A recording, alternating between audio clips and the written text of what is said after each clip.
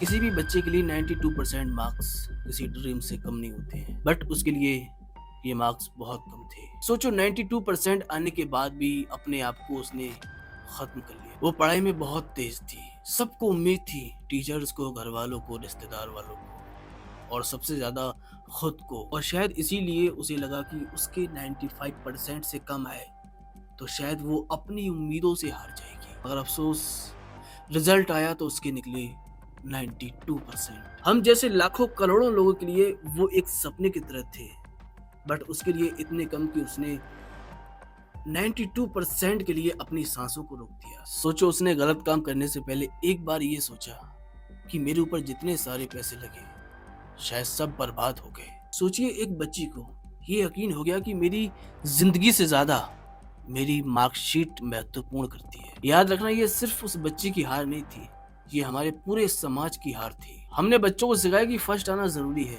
मगर ये नहीं सिखाया कि हारने के बाद फिर से कैसे खड़ा होना है, हारने के बाद कैसे जीना है, ये नहीं सिखाया। हमने अपने बच्चों से ये तो पूछा कि तुम्हारे कितने नंबर आए, मगर ये नहीं पूछा कि बेटा तुम कैसे हो, तुम ठीक हो या नहीं। याद रखो, मार्कशीट पर छपे नंबर किसी भी इंसान की कीमत को तय नहीं करते कि वो अपनी लाइफ में क्या बनेगा। तो एग्जाम में कम नंबर लाना जिंदगी में कम होना नहीं होता। तुम्हारी जान की कीमत किसी भी रिजल्ट से कई गुना ज्यादा बड़ी है।